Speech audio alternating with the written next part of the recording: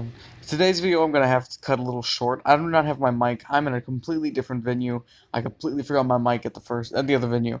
But I still want to come on today and tomorrow because I'm going to be in the same place for tomorrow. But I want to come on and continue with the dream goal. This is the dream goal part 2. We're only going to go over one character, and this character is going to be Renard. Renard is going to be my leader. He's got an incredible leader ability for my team. He increases allies' damage dealt to enemies with dot by 70%, and also increases allies' attack by 30% if Morgan's in the party. Morgan's in the party. There's not much else to be said there, but it practically doubles most of my damage that I deal, and that's going to add in a lot of damage availability for all of my units, not just him, but also literally Morgan, Elizabeth, and the other two that I will go over in the future videos or video, depending. But this character is really, really, really useful, and he's very pivotal to the team that I'm going to build, right? So he also adds this 100% chance to burn at the start of the turn, which I mean that's a damage over time, right? He also has this little effect where he increases all allies' attack by 40% for one turn whenever they attack an enemy with damage over time. That's going to just completely melt some bosses, some fights in PvP, etc. It's just going to basically be a passive. Whenever you attack, get a buff to deal more damage. And with Morgan's abilities, you can get a total of 55% for one attack, which is insane.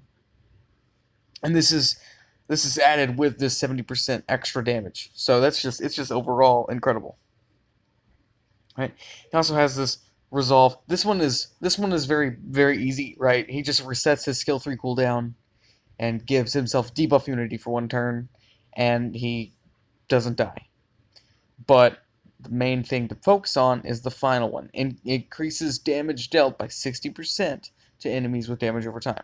So he's given a total of 130% extra damage to enemies with damage over time. 130 is a lot. 130 is so much. It's insane how much it is. And it says that he resets the skill 3 cooldown. We come over here. He hits for 300% of attack that ignores defense. Add 130% to that, plus the attack damage, plus the attack bonuses he gets. So he's getting this 30%.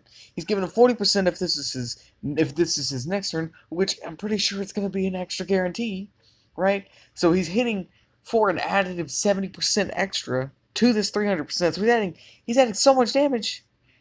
He's adding so much damage. He's doing 510% of his attack that ignores defense. And then an extra 35% if the target HP is 50% or higher.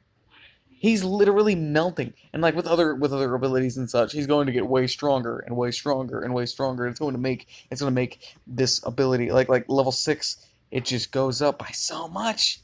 It goes from like 510 to basically 800%, and it just melts. It shreds, and it's all based on him hitting somebody with damage over time and having damage over time. And that effect is nuts in itself because not only that, him increasing the attack of all allies by him attacking, it increases the damage they take from damage over time. So it's like just a vicious cycle, especially with Morgan, because Morgan's attack is going to boost. I've not done the math just yet, but it's going to boost to like 200 something with attack. Because she's gonna go 175 by herself. And she's gonna get this 40, and she's gonna get some more later in.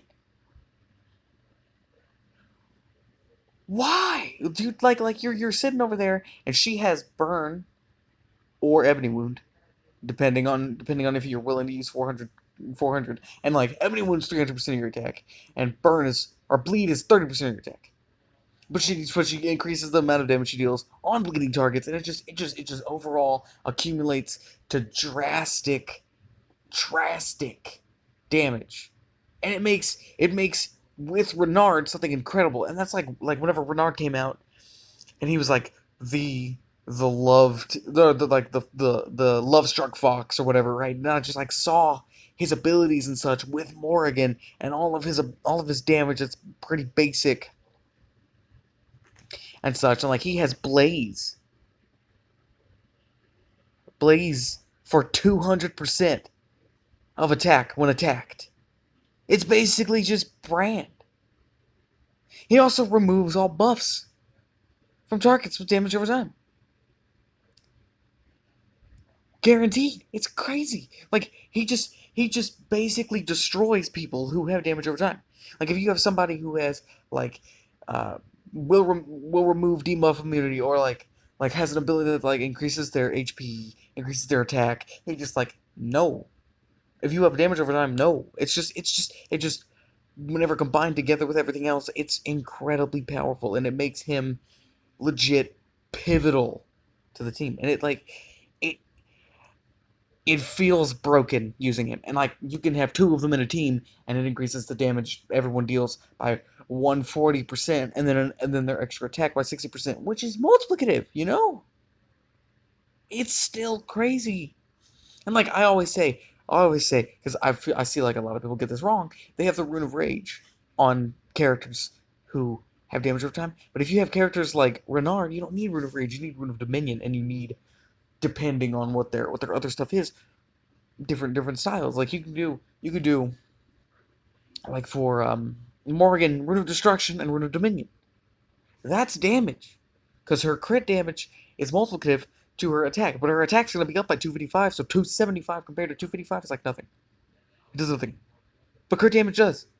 If you build them correctly based on their awakening ability. And please, Knights Chronicles creators, if you're listening, make Renard awakenable, make him broken, and just like if you get those awakening abilities and you get all the 60 hero talent abilities, it just turns to something crazy. And like on part 4 or 5 or 6, really, I'm going to display some of the characters just to see their damage at first, and then whenever I get the dream goal set up, I'm gonna finish it off, and I'm gonna show the end goals, or the end damage.